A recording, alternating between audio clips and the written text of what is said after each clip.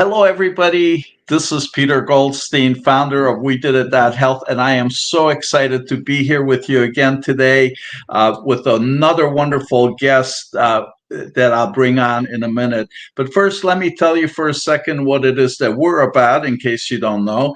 So, our mission is to support the grassroots ambassadors, the consumers in the plant-based movements, and to support us all with so that we can inspire hopeful curiosity with our friends, our loved ones, with anybody we meet through our day.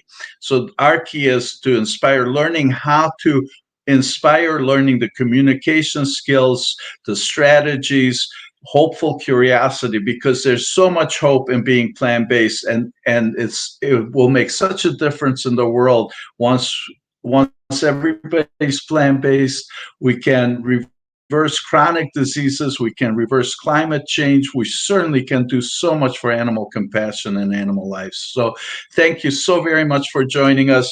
And with that, I'm going to welcome Rebecca Allen, who's our special guest today, and she's going to talk about food and world hunger. And they have a solution for world hunger. They have a community, Food Healers, and our theme this month is about community, the importance of community. Last week we had some Plant Pure community pods with Dr. Sally Lipsky, and it was wonderful. If you haven't seen it, please watch it on our YouTube channel, and please subscribe and join us for so many wonderful guests that we keep coming on. So with that, I would like to welcome Rebecca Allen, who also goes by BJ to her friends. And welcome, Rebecca. And please tell everybody about your background, your passion, your mission. I know you're doing wonderful things to help feed the world. Thank you so much. What an honor to be here, Peter. I live in Central Texas, and I have been vegan for 11 years. And as you know, and any vegan knows, once you realize what's going on in the world about the food systems, your eyes are opened, and melodies of joy spring from your heart to want to be a part of this beautiful new way that life could be. Although you're also very aware of the sadness, the destruction. There's such possibilities with this new way that I have been working in animal rights, human rights, environmental activities for many years. And when I discovered Climate Healers with Dr. Sailesh Rao, the founder, we began to discuss what are the ways that we can impact and help our climate, and which would also help people and animals. We want to heal the earth in many ways. And so what we came up with was what Dr. Rao came up with, and he's a systems analyst. So he said, healing the earth with food is really the grassroots way that we can do this in a community way. And I'm so glad to hear about your theme being about communities, because that is the way we impact people. And it can be fun to interact with people. It doesn't have to always be sad. We look at the gloom and groom when we look at the doom of the possibilities of where we could go. It's so much more invigorating to move toward the things that could be better. And so that's what we're working on with Food Healers. We are working with people to serve communities healthy plant-based foods for free. And that's our major project. There's so many ways, just like not hitting somebody, there's a lot of good consequences from not hitting somebody. Well, the same thing with providing free food. There's a lot of great consequences by providing great food. Did you have a question at this point? Well, I would love to add that. Well, I would like to invite everybody in our audience to pose their questions, and I would like to welcome everybody there. Would you talk about the event that you had last fall? You had an amazing global event, and tell everybody about it, and tell us when you're going to have it again. Excellent. Well, right now, last fall, November 19th, we had World Food Healers Day. And this is where we provided food free veggie plant-based food, no dairy, anything like that, all around the world. So we had people in Australia, we had people in India serving thousands of people a day. And where they originally did serve vegetarian food, they are now moving langer by langer, group by group, to stop with the ghee and make it totally plant-based. We had people in New York City, Houston, Texas, in my hometown. I'm going to show some visuals of some of the people who have done the food healers. Now we're doing it every third. Some of the groups are doing it every third Sunday. So we really wanted that to be initiating our passion for doing this more than just once a year. So we will be doing it again in the fall, but we are also helping people. Let's do this monthly. Let's do this weekly. And wouldn't it be great if every community had a place where you could go get your food? It would save money. It would save time. It would bring people together. And we have places that are doing that.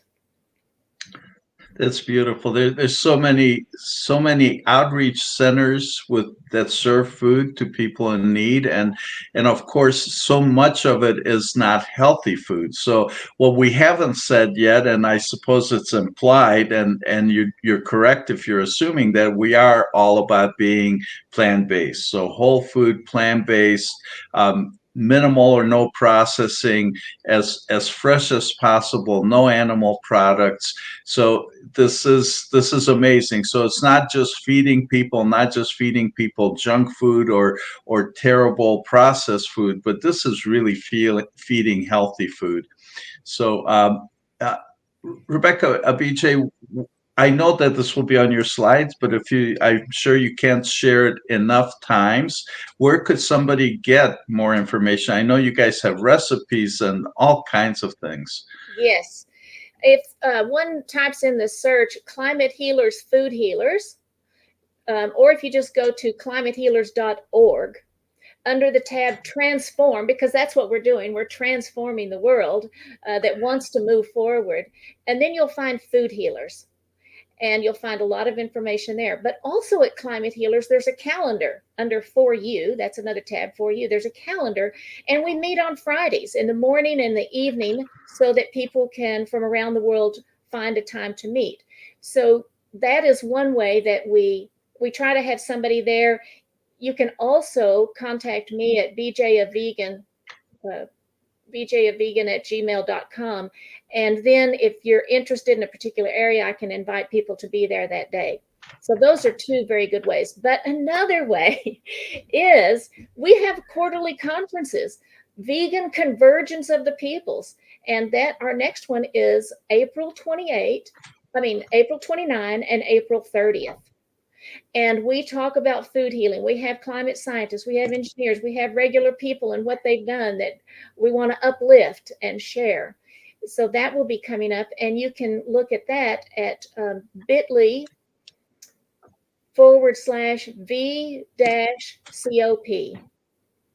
Or you can go to Climate Healers. Climate Healers is our go-to place.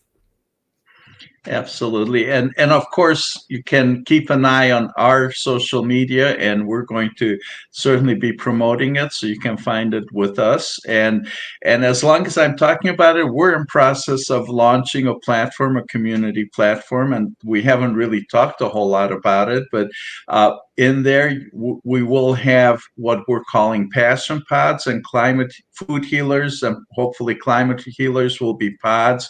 So that will be another resource, another source for information.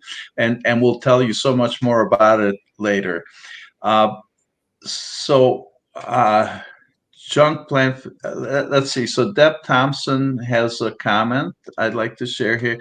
Junk plant-based vegan food is more expensive than healthy whole food plant-based ingredients as well. Absolutely, Deb. Thanks for that.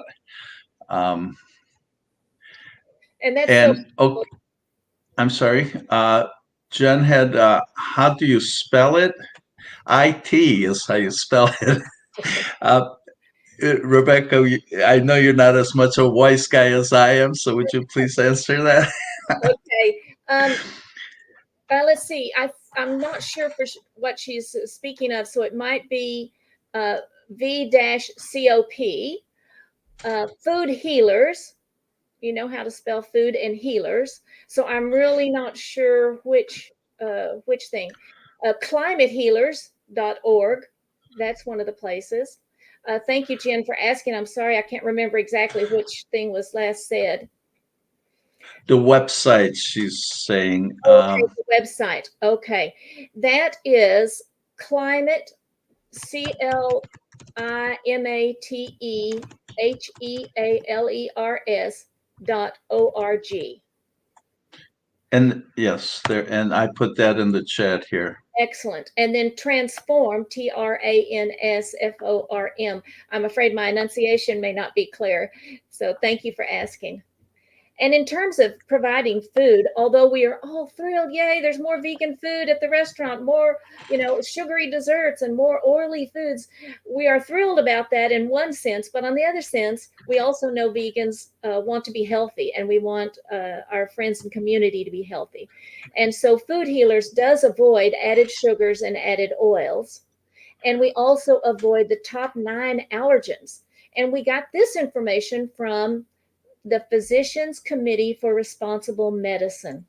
PCRM is our nickname for them. And you can look that up under Universal Meals. Universal Meals, PCRM. And their mission, they have a lot of missions. They're doing great work. There's over 100,000 members, I believe, at this point. Thousands of physicians support this Food Healers Unity Stew because it is so healthy, and it covers everything you need in a meal. So it's wonderful.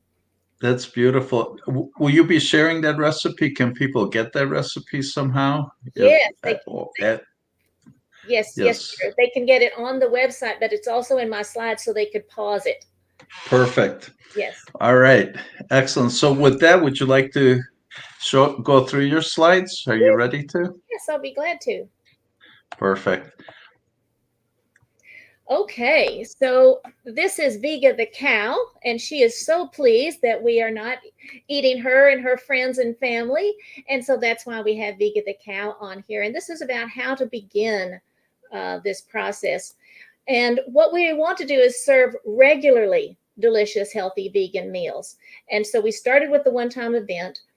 And the Unity Stew, here are the 9 allergens that are avoided: all animal products. And in addition, tree nuts, peanuts, sesame seeds, which I didn't realize so many people were allergic to, gluten, soy, and alcohol. And of course, animals include shellfish and fish. But these help us to be more inclusive, because when you're feeding thousands of people or hundreds or even your neighborhood, we want to make sure that as many people as possible can come. So I know you've heard people say, I'd be vegan, but I can't eat soy. Well, there are a lot of things to eat besides soy. And so that's one of the reasons. Also, this is more open to most of the religions in the world. So this is inclusive to Muslims and Jewish people and Buddhism, and the recipe can be made easily for Jainism and everybody. And vegans can have this food. So that's how it starts. This is where we first started it, and this was due to Sarah Siegel out of LA. So if you're in the LA area, you'll want to get in touch with me to get in touch with her or come to our meetings. And they started serving about 50 people. And now they're at about 500 people, and they go to the park. And their idea was to make it fun. So they have music, they have people volunteering to bring other things, but theirs is all free vegan food. And they don't ask, none of us ask for donations, although we accept donations, because we don't want people to feel obligated to participate. So if somebody asks, yes, we take a donation, but we're not going to be asking for donations. So this is kind of what it looks like there. And believe me, there's a lot of partying and dancing there. Then we have Dr. Salish Rao, who has a whole other style of food healers. And that is, he provided for a while, he's in India now, but weekly he would provide whole plant-based foods to the poor in that area.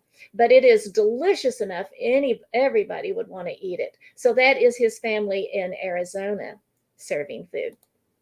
Then we have Dante in Ghana, who participated in Food Healers in the fall. And so if anybody is interested in a contact there, let us know. We have Valalar groups in India, a lot of them who serve, they're used to serving lots of people. I mean, their vats are as wide as I am tall. So they have a lot of food and they're familiar with how to do this, serving large groups. And not all of them are plant-based, but more and more of them are. Some of the leaders are helping them move to totally plant-based. So we're just thrilled about that. And then we have Mareg in Ethiopia, Mareg Zudu, and he and I are working together. We're looking for more people to help with us. He's done a marvelous job getting his church together, and then he does little classes. But we also serve free vegan food on World Food Healers Day. So we're still in the process of growing that. Allison Hamji, oh my gosh. So what she did was she looked at the communities that were already there. And Peru has 13,000 community kitchens already. And that's the largest number of community kitchens in the world. And so what she did is she went to the community kitchens and found out that there are some that are plant-based, and there's a group of activist vegans who are helping the other 25,000 go plant-based. More and more people are realizing that it is healthier, that it makes sense environmentally, that there's less cross-contamination, that we're less likely to have pandemics and climate change. So whatever level people are interested in, we follow their passion. And right now they have 13 that are vegan. Feel free to stop me if you have a question.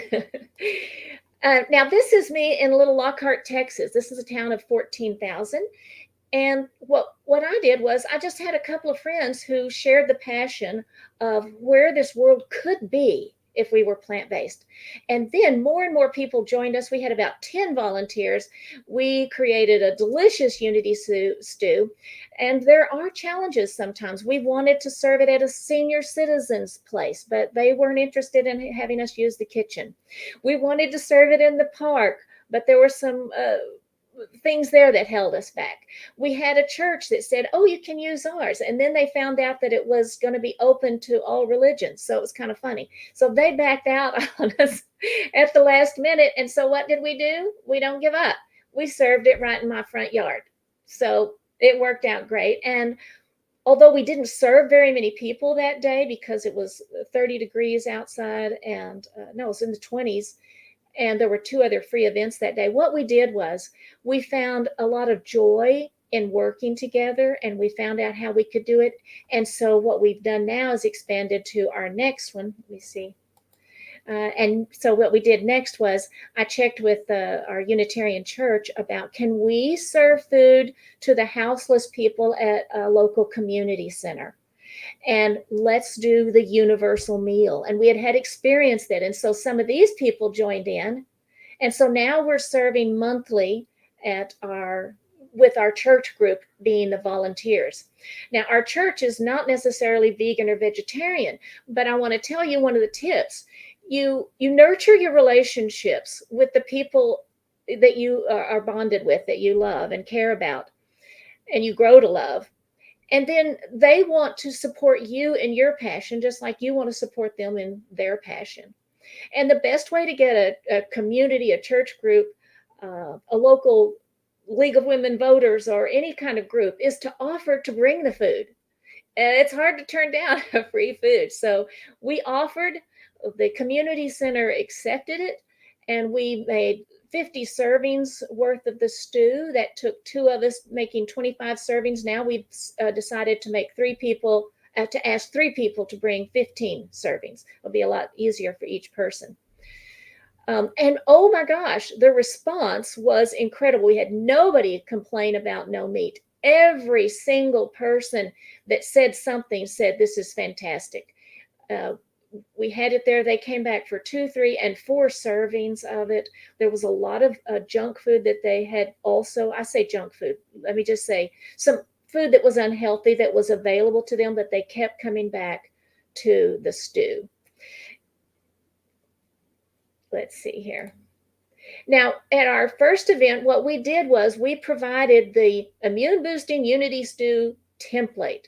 And you probably can't see it close up here, but it says 2 cups of soaked legumes. It doesn't say which legumes, so you can use lentils or green bean or black beans or anything you want that you think your community would enjoy.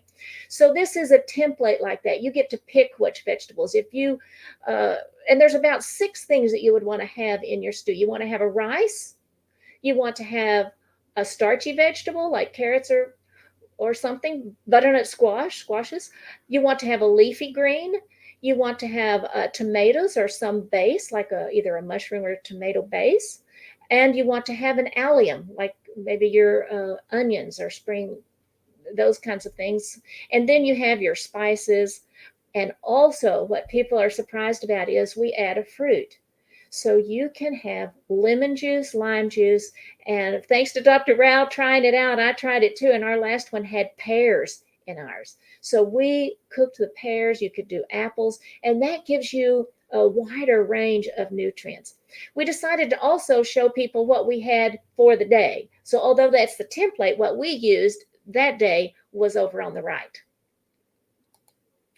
Here's what it looks like in text form, and I just took a picture of this off the website. Barley, we realized, has gluten, so we don't use that anymore, and I think it's probably been updated since I took this picture. So how do we begin? Well, first, have fun and share your excitement. Maybe show some videos of some things that you love with your friends and your family. Make the stew. I must have made 4 or 5 stews to take to my friends that I wanted to be involved. So you take the stew and they say, oh, a little more spice. Or somebody says, no, more tomatoes. So they're involved then. And it's more fun for them. So that's the first 2 steps is have fun, share your enthusiasm with your friends and family, find a location. And that sometimes can be a challenge. But like I say, maybe even a friend Hatham has considered serving it at his apartment complex where they have places where we can serve. So we've got lots of possibilities out here. You may want to get a food handler's license. So in the United States, each state has a food handler's place. It may take an hour or 2 to take the test. It costs from $6 to $70, depending on the state. It's not necessary, but it does help if somebody asks a question. It's helped the food healers in LA when they said, look, we're not serving meat, dairy, and eggs, so we have little chance of growth. We're only here for a little bit, and we have our food handler's license. So they were like, okay. And then I would say, check out the Universal Meals website with PCRM. They have posters and printouts. You're always welcome to ask me. And then I wanted to say also that our church decided to use something called Sign Up Genius. So I'm not sure I would do it for our larger community, but for our church group where we have a mailing list, they can just sign up, put their email in, and we know who's coming on which day. And then be there to support them until it gets going and rolling, and always have a plant-based eater there. Which, by the way, you don't have to be vegan or plant-based to be involved in this. And people then and have started raising their aspirations. Like I say, your taste buds change. You see whole new vistas of joy when we open up our minds. One of the things that Allison did and others have done is you volunteer at other events. We have Dolly, who went to a Food Not Bombs event and served plant-based stew. Some Food Not Bombs are totally plant-based and some are not. So you volunteer at a place, get to know the people and find ways to help them, if they're interested, move forward. Use the template, enjoy the variety. Make your own stew. Like you may already have a vegetable stew that you like, but just make sure that it avoids those top 9 allergens, avoids oil and sugar. And I think, you'll be wonderful. So it's got lots of, and add any missing ingredients because your main vegetable stew may not have a grain in it, but we want to have the grain there so people don't have to feel like they have to provide bread or crackers, that may or may not be healthy. So we have everything in one bowl. It makes it very simple. One of the things that we do also is when we're serving it, we don't make it like, for my taste, I like very spicy, but for the general public, we're not going to make it as spicy. We're going to have the spices where you can add them in. So we have some sauces that people can add more. We had salt and pepper out for people who can add more, for people who don't need salt. So we have those things there for people to add as separately. And if you want to go big, you can go to Facebook Climate Healers. And on any Facebook page, they have that search button. You can type in Varun in the search field. And I hope that he gets to be at one of your, I hope you get to speak with him sometime, because he started small and now he's serving thousands of people in LA. And so he's a wonderful person who is willing to help people grow or begin feeding people plant-based. So here are the links. Please feel free to contact me. We also meet on Fridays, as I mentioned before, on Zoom. But sometimes people don't show up, so it's because it's just when you want to come. So if you want to meet people and get started, let me know and we'll invite people. All right. Any questions from the audience or you, Peter? Oops. Thank you for that, and thank you for a wonderful presentation. We do have a couple of comments. Jen, Judd, Dawn, and James, which I think are multiple people. They commented they love your commitment of not giving up. Yes, it's such a beautiful thing. And as they also said, it's so great to give it away for free because it's such a great way to introduce people to know how excellent plant-based food can be, to help them feel comfortable to start their own journey. Yes, so Jen, you're referring to other areas too, and of course, what Rebecca is doing here is giving away the food. She's, I think, mostly focused on the low income parts of our world, and that's where it's been so significant. But Jen, you're absolutely right to start anybody to be interested in a plant-based lifestyle. Giving them food is very powerful. We have another question, and I wish I knew who this was. It just says Facebook user. Can you define community kitchens? Who sets them up? Yeah, please talk about that a little bit, because as we all, I think all of us, we have opportunities to get involved, to catalyze, to drop some seeds, to invite people who are doing community kitchens to add a healthy option to their work. And of course, this is so cost effective. So all of them are looking to save money for sure. And with that, the bonus, of course, is being healthy and being so good for animal compassion and for the climate. Yes, thank you, Peter, and thank you for that question. I would just come up with a general definition, probably similar to yours. It could be very different in different places. For instance, in Peru, the community kitchens are not set up by the government. They're set up by the communities. It is some tradition that they have of feeding each other. So they will sometimes have one house that everybody cooks for and everybody gets to eat there. And then the next house the next week. So they have a different kind of tradition than, say, over here, where we might get the city to help support a community kitchen. We had a speaker at the last convergence, Sarah Bentley from the United Kingdom, who got grants to start a community kitchen. And oh my gosh, her presentation is wonderful too, because she decided to add cooking classes to it. And so this was from the low income to the high income. Anybody could come, and she showed how to cook, and then they had community meals there. we have somebody who is planning to have a community kitchen in Lockhart, and I don't know where they're getting their money, but of course, I want to be in touch with them about providing food. The only thing is, I think the location is going to be too far out for the people that I know who don't have cars. And a lot of the people that I would provide food for, they also are so ill that they can't get out of their house. So we want to provide enough food and a way for them, for their friends or family, to take some food to them. So a lot of different ways to define that. And thank you for that. So we could Well, elaborate a little bit. thank you for that, and everybody, thank you for your comments and your engagement. This is beautiful. Marakita is saying that Food Healers is doing amazing work, and of course, we all echo that. Um, and then we have a comment here about chilies. Um, Plant-based chili is a great thing. Um, have you had experience with chilies? Was there, I know that you're looking for recipes that are global, that are not adverse to any allergies or religious traditions, so you're keeping all that on an even keel, so everybody can participate.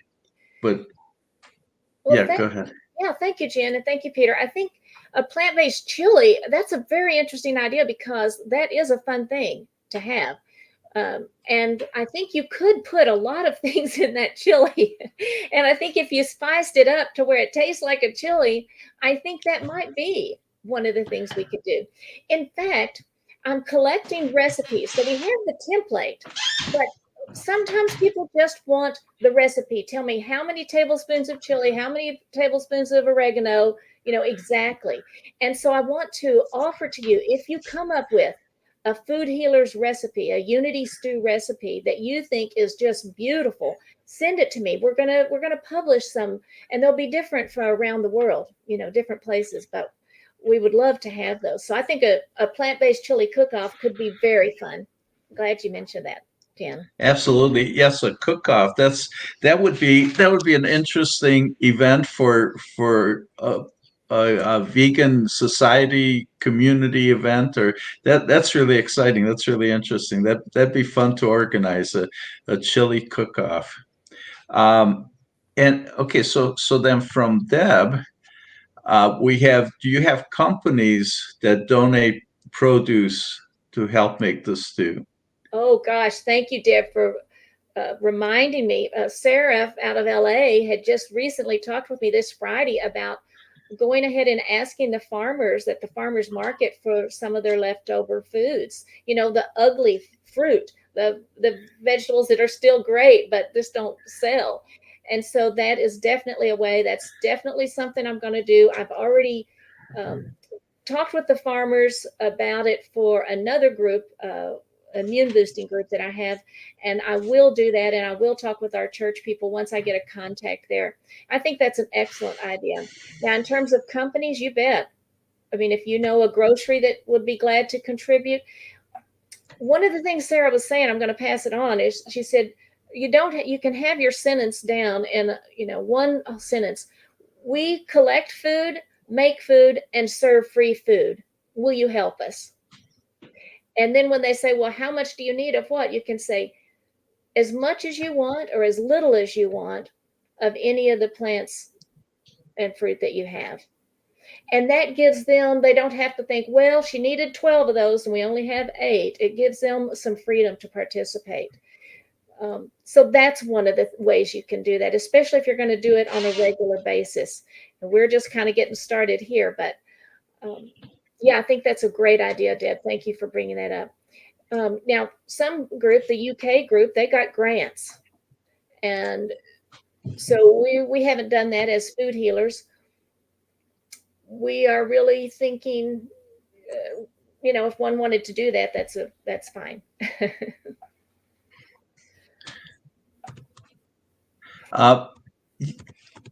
Here, excuse me, I'm looking for. Well, we have a form that we'd like to have people fill out. Tell you what we're doing is we're in process of creating a community with our passion pods, and there's so much passion around this, and everybody's expressing so much passion around it. We hope that with our community, as well as on Climate Healers, we can have these kinds of conversations ongoing, and we can have a repository for all the resources, for the menus, for the ideas, maybe even have some sample letters of how to solicit donations and food from different companies, and talk to other kitchens. How do we put together a plan for how can I approach a local uh, food kitchen, or a church that has a program to feed people? How do we approach them? Let's find these tools. Let's pull them together. So all of us as ambassadors, as we go through our day, maybe it's not our primary objective or our primary passion, but we may run across an opportunity to share this information. So that's our mission. Our mission is about bringing together, about empowering the grassroots ambassadors, people who are plant-based, to spread the word in every opportunity we have. So please keep an eye on our work as we're going to launch our community at We Did That Health, and support the food healers group. I'm sure we'll have a pod on there with food healers, Yes. hopefully with Rebecca. And um, uh, okay, so Jen says, just so you know, Peter, sorry for the confusion. I am on a joint Facebook with Dawn. However, I'm Jen or JJ. Well, yes, no confusion, Jen. I appreciate that you're here, and I know I've seen lots of great stuff from you guys, and I know a lot of people would love to follow your work and support what you're doing. So I was kind of tempted to ask if that was one person with multiple personalities, or what, but I'm that's too silly. I love what you guys are doing, and your passion and your work reaching out. So yes, you're welcome, JJ. Yeah, thank you. And thank you. And hello to Dawn. I wanted to say a little bit more about um, some of our countries are very poor. They've been through wars. Um, they have struggles with supply chains. So we can't limit, if you can't get all of those nutrients, you have to get the basic ones. And so what we did in Ethiopia last year, uh, a couple of times, was we got the foods, that the basics, the lentils and the grains. In Ethiopia right now, they're short of grains. So we're going to have to do what we can do. And um, and so I just wanted to know that I'm aware that there are struggles in different neighborhoods and different countries. And that's why it has to be a locally initiative. It can't be me going someplace else. We have to have somebody in that area who is willing to work toward this. And then we can support each other. All of us can support each other in this. Absolutely, that's beautiful. Um, Anybody else have questions that we can address here?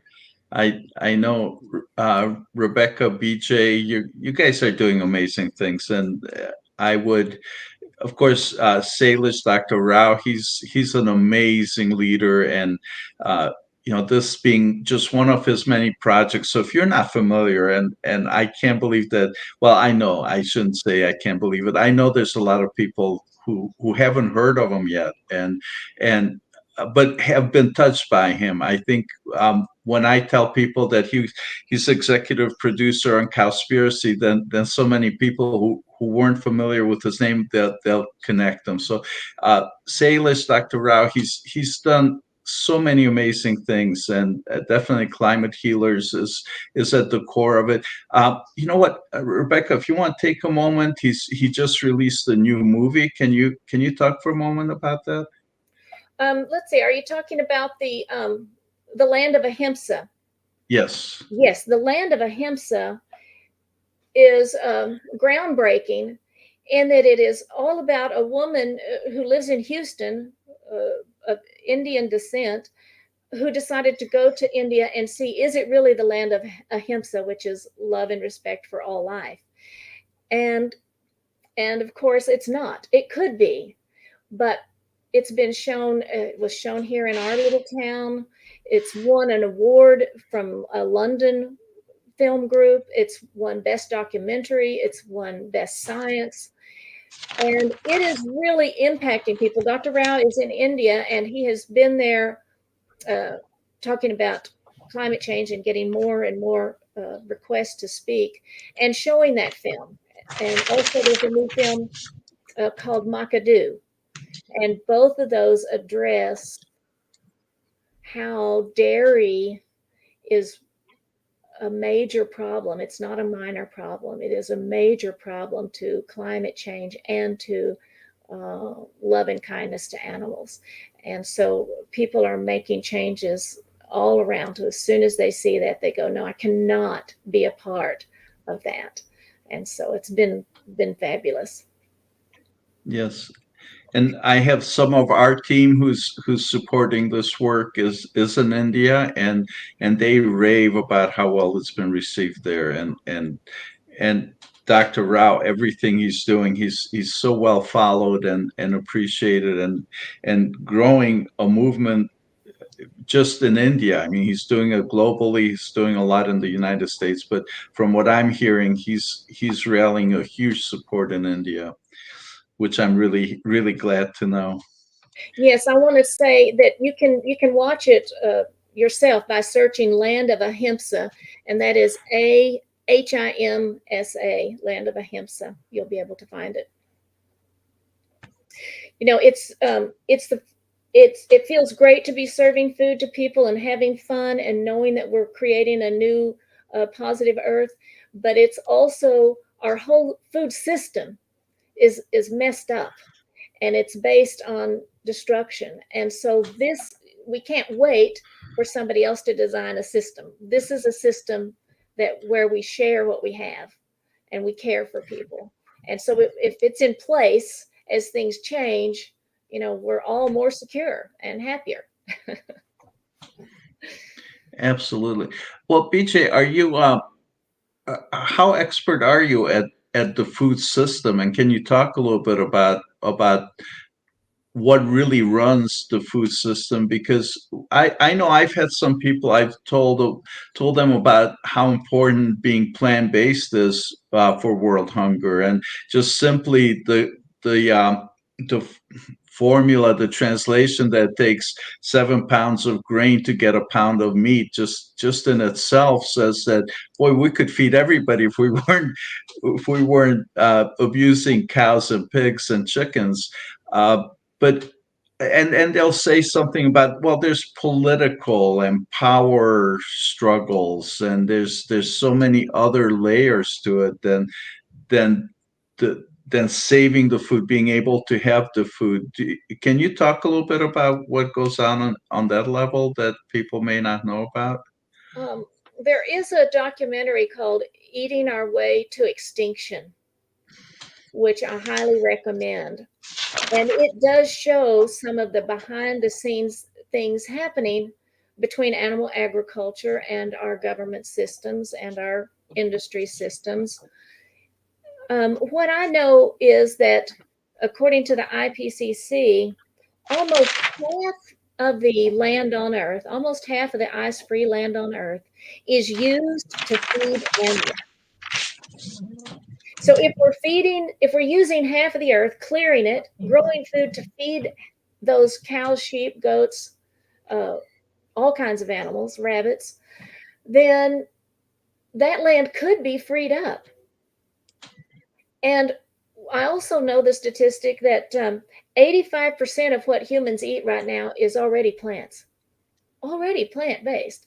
It's the other 12% that is meat, dairy, and eggs.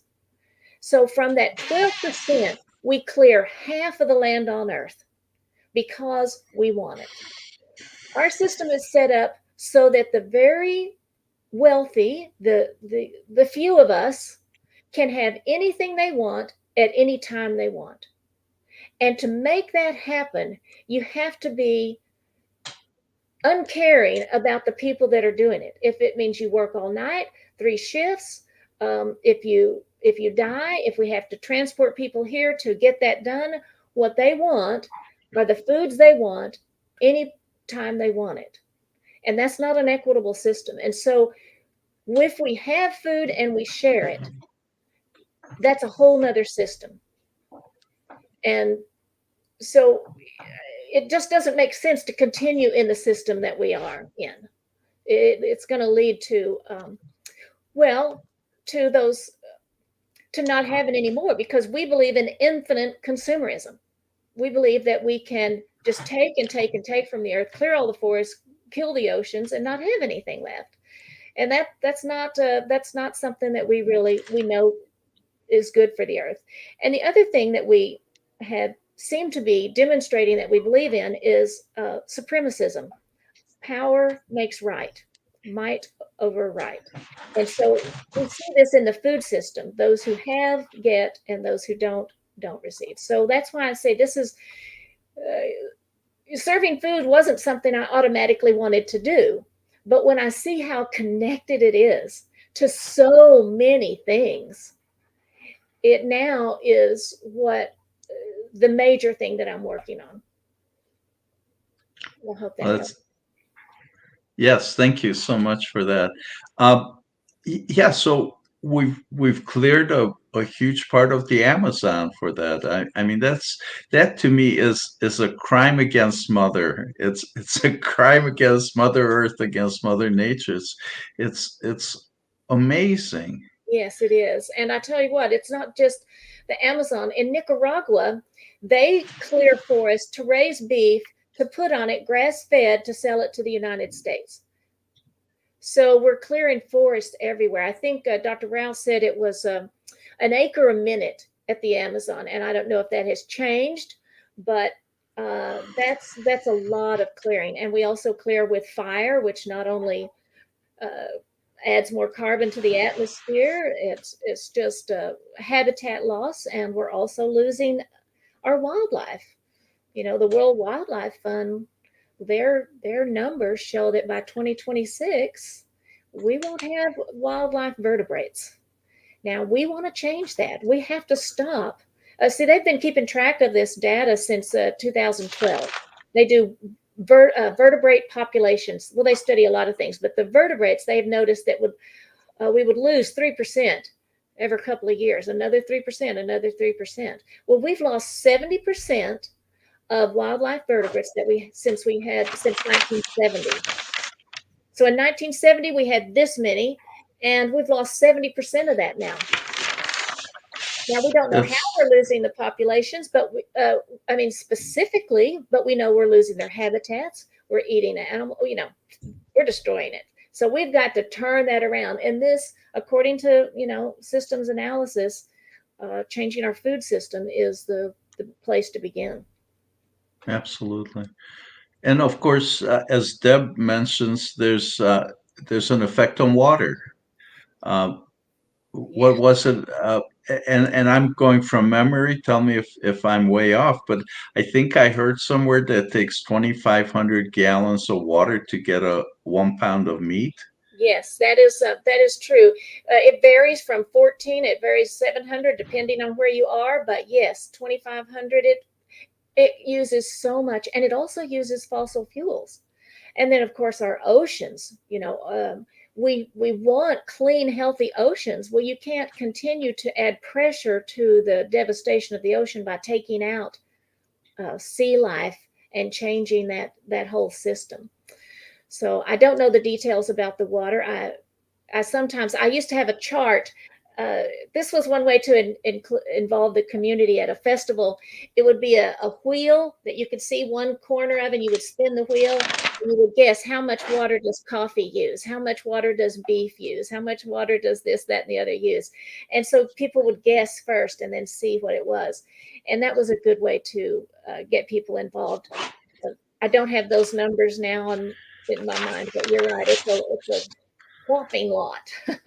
Wow, that's amazing. Yeah, there's so many resources that I'd love to make it easily available, kind of get it at everybody's fingertips, so that if we have an opportunity to take a table at an event, or an opportunity to present to some kind of a social group, a local group, whether a church or an organization, that we're prepared to do that. I know these resources are available, and certainly when it comes to food and climate, your organization has produced so many of them, and my vision, my hope is that we all know that it's available. We all use it when appropriate, and so that we can go through planting seeds for that will help inspire hopeful curiosity.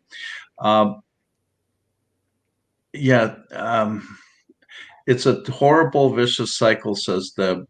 Yeah, it is, and it's time we turn it around, and it's taking all of us and taking our focus and efforts to start educating people. And so we need to inspire hopeful curiosity. We need to get people hopeful we that for all the damage that's being done to the climate, for all the starving, hungry people, there is a solution, and finding these solutions. You know, Deb, I heard this, and it's been a while since I heard it, and it's kind of a real strange comment, but see if you have any response to it. I heard somewhere that more people die and die from food rather than lack of food. So more people die from chronic diseases caused by the wrong foods than actually from starvation. And that's just amazing, because so many people are dying from starvation, and so it's the food, and it's about the healthy food. So it's so important that we do have the healthy food. And uh, yeah, any thoughts on that? I think you're right, Peter.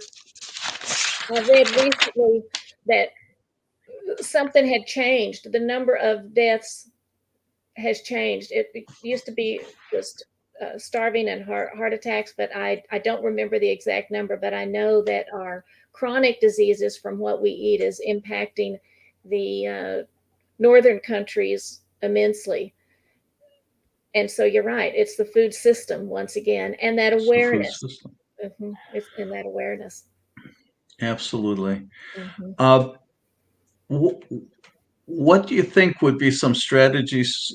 I hear so much about the food deserts and the inner cities, and where people don't have access to healthy foods. Are are you looking at initiatives specifically targeted there? I know what you're doing generally will certainly help in that, but is there any specific initiatives to target food Oh, deserts? yeah. So thank you so much. There's a woman who started a chili, it's called Chili on Wheels. And she's in New York City, and she has a cart, and she moves that cart around. It's full of food, and it is delicious, healthy, plant-based food. And she has spoken at our convergence. There's a woman who started a vegan food bank. I think they're only open once a week, something like that. But vegans and non-vegans come and volunteer and help with that. I know for me, a friend of mine, Kim, uh, Kimball, she and I just cooked some beans and cornbread, and we drove to where there were people living under the bridge and just did it that way. So we just came up with something that was before food healers. But so yeah, we are very concerned with people in the food. There's a group here in town called Where We Thrive, and they weren't providing food, they're providing the basics like toiletries and diapers and things like that. And so I'm going to work with them to see, can we provide food? So people need the basics, but when we're providing food, here's the thing that we want to keep in mind is the food needs to be as good as if a celebrity is coming over to eat it. That's what LA is like. It's got to be delicious, out of respect for everybody to come and serve that delicious gourmet, if you want to call it that, or basic plant foods to the best of us who are now in houseless situations or are food insecure in those deserts. So there's also another thing going on, and you can look this up. It's I don't know if they call it open refrigerators or free food in refrigerators. So outside a community center, somebody will set up a refrigerator and put plant-based foods in it. So they'll put produce in there, and then people can come and get the food. I haven't. I've talked with people about it. Haven't seen yet how we can do it here, but I know a lot of people have a lot of ideas. And when we get together and talk about these, um, it's wonderful. And in fact, I want to thank you for speaking at our Vegan Convergence of the Peoples, and I'm hoping that all of you will be able to join us, because there are a lot of connections that way, and we get inspired with new ideas, just like we do with your We Did It Health. Well, thank you so much for that. Yes, I look forward to the next one, and have been participating and watching them for quite a while at this point, and they're amazing people, such amazing energy and such wonderful information. Uh, yeah, it's awesome. Go ahead. Thought of somebody, one of the speakers, Keith. I can't think of his last name. He's going to be speaking. He's called Hip Hop is Green, and he provides gardening for students, free food. He takes them to farm sanctuaries. He's a powerful force in helping people move forward. So he'll be one of the speakers at this next one. Oh, that's beautiful. Yes, excellent. Well, such amazing information, and thank you so very much for this. And thank you for joining us, and thank you for supporting us. And I so love collaborating with you and climate healers and food healers. So many wonderful things happening. The energy, the synergy is phenomenal. And for me personally, I thrive on that, and that's my passion, and I love being part of it. So thank you so very much for all that you're doing. And with that, let's see. Deb, medications all have terrible side effects, of course. Oh my goodness, so much. There's so much. There's so many reasons to be plant-based. It's incredible, and we are so passionate about finding ways to inspire hopeful curiosity, and that's our mission. That's what we're about. We're here to collaborate with everybody from the perspective of grassroots ambassadors, from the perspective of the consumers who are plant-based, because what we're looking for is to bring together the knowledge. We're a learning and knowledge community, so bring together the knowledge to curate the resources so we can go through our lives, whether we're going to a doctor's office or see a daycare center or a food kitchen, whatever it is. And we probably all have dozens of opportunities every week to plant some more seeds, and not necessarily that we're going to convince everybody immediately, but if we just plant a seed and then somebody else plants a seed, sooner or later people will say, wow, I keep hearing this, maybe there's something to it, so I'm curious. And that's what we're all doing. And so thank you for all you do, Rebecca, and thank you everybody. And please subscribe to the YouTube channel. Please check out climate healers and food healers and sign up and get involved with them. And We Did It That Health. Watch for our new community with the passion pods, and we'd love to know what your passion is, and join the passion pods, and let's together raise the energy, raise the awareness, and so that we can all have a healthy, happy, well-fed vegan world. So with that, thank you everybody. It's time to sign off. And Rebecca, I love it. I use this to sign off with people all the time, and everybody loves it. I introduce it, and I tell them that I got it from Climate Healers, and that's Namaste Vegan.